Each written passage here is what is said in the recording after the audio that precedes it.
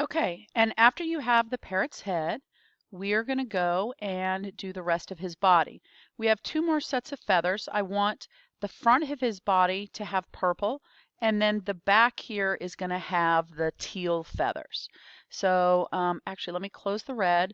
I'm going to get purple now, and I'm going to drag it over. And I'm going to have to zoom out so that I can resize this because this is another big one. Oh, that's so big. Let me zoom out more.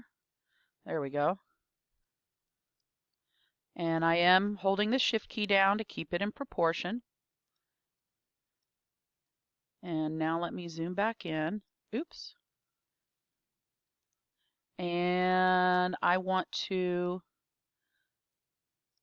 I think these feathers are kind of random, but I'm going to rotate it a little bit anyway.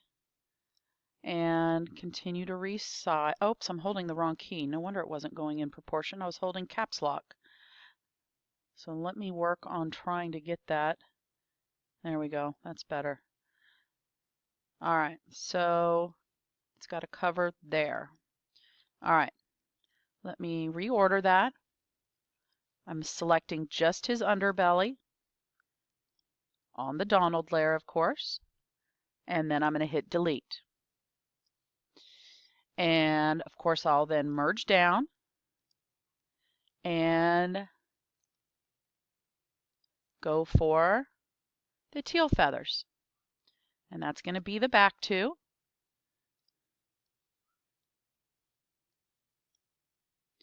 And I'm going to zoom out again, resize, and rotate these as well so that they go the direction of his tail.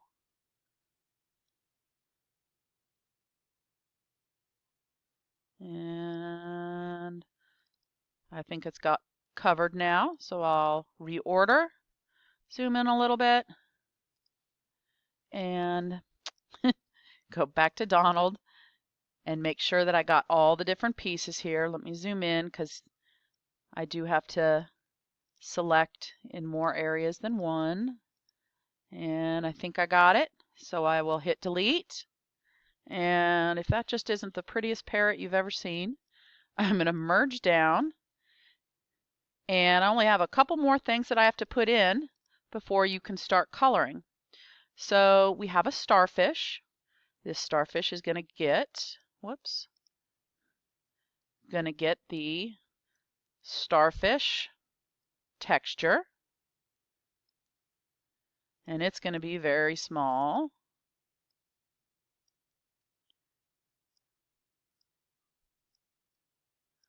My, how big was that photo?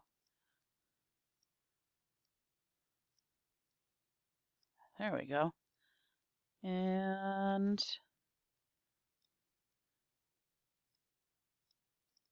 okay, and I'll reorder. And I am going to select from the Donald layer, which is actually not called Donald anymore because I keep merging down, but you know what I mean. I'm going to select everything but the eyes, hit delete, deselect, merge down. And then finally, the last thing are these shells. Now, we have 1, 2, 3, 4, we have several shells. So we need to do one at a time. So we're going to use this different, okay? What I want to do is, let's drag over the first one. And I'm going to resize this one. Oh, wow, that's a big one too.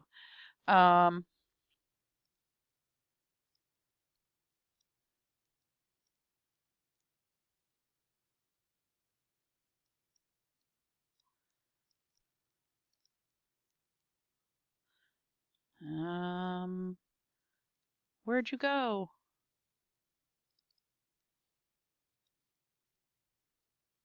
Oh, there we are. Okay. And let me zoom back in. And I'm going to resize it a little bit more. All right, so I'm going to do one shell at a time. I'm going to make sure that it covers it. and I want to actually make copies of this layer. Okay, so we have 2, 3, 4, 5, 6, 7, 8 shells. So I actually want to make 8 of these layers. So we have one. I'm going to drag, if I click and drag it to the new layer icon, it makes a duplicate copy. So there's 2, 3, 4, 5, 6, 7, 8. Okay? All right, so this first one, I'm actually going to turn the visibility. See these eyeballs? This allows you to hide layers so that they don't confuse you. So I'm going to hide all but the first one. And there it is right there. Okay. It's in the right spot because I had already put it there, but you can move it up to double check.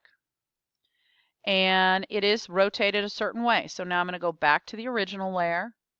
And this should be a pretty easy selection. And I'm going to hit delete. And there's a shell. Now, instead of doing merge down, I'm going to hold my shift key to select both of those items, and I'm going to merge layers. Now I can turn the visibility on, the next one, bring it up. I want to resize. Oops, and might have to zoom in a little bit.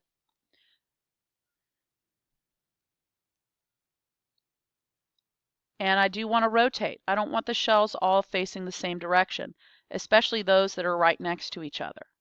Okay, so let me get that a little bit more because that is a small shell right there. All right, now I can move that right back below.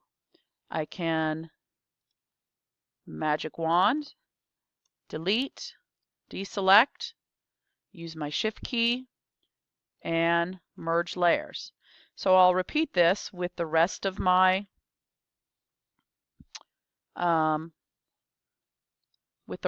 shells.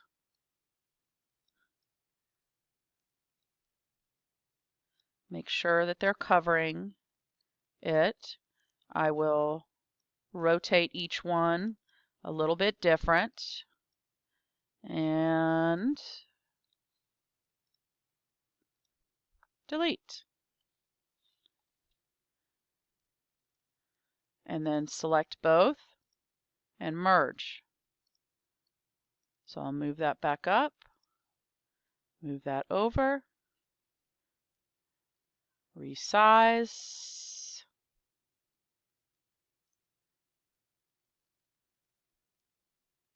that one needs to go that way, okay, and move it back down, magic wand on the original layer, and delete. Select both by using shift, merge layers, on to the next one.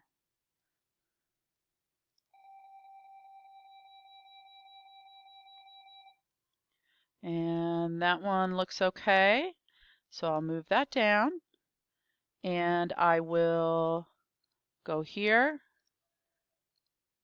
delete, merge layers. I have 3 left.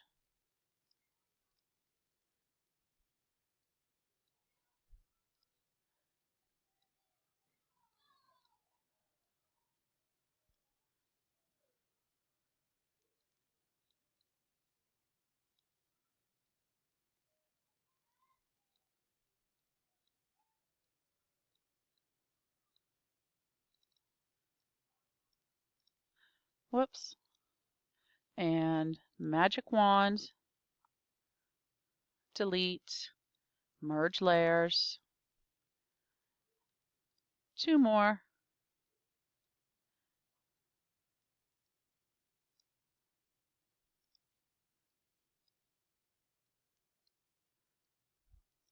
This one is going to be tiny.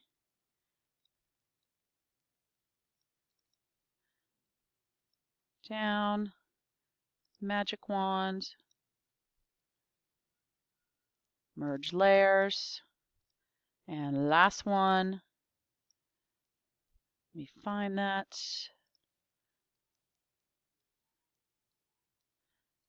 Resize. Down. Select, delete, merge layers.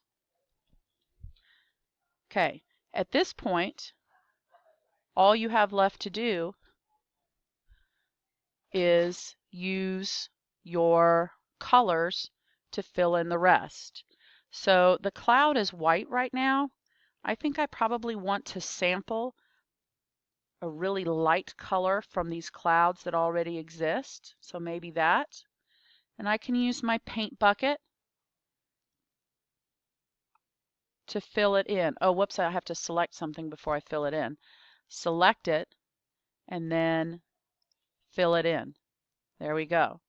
Now, you do the rest, but I would like you to kind of keep it traditional with Donald Duck colors, and I'll show you what it should look like when you're done. All right, so after I finish putting color in here, this is what I came up with. I gave the cloud a light blue color that I sampled actually from that image. I gave Donald kind of an orange beak and feet, legs and feet. The stripes are yellow, the bow tie is red. I actually sampled that color from in here. And I gave the bird beak yellow, a little bit different yellow than this, okay? The masts I made red, and then I colored those little windows black. So remember that in order to do that, you do it the same way you did by doing photos. You select an area, and then you can simply use the paint bucket to fill in that area. I just realized that I missed the bird's eyeball, so I'll go do that real quick, the one that's winking. I am going to sample a dark color from his fur, and then I'm going to select that area, and then I'm going to fill it.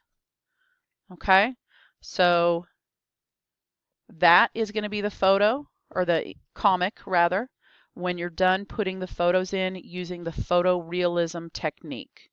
When you're done, remember you're going to save this as a Photoshop file first. You are going to save it into your folder in schools. You should have a Photoshop folder, and this is going to be period, your last name, and coloring page. And then you have to save it as a JPEG so that you can upload it into your Google site.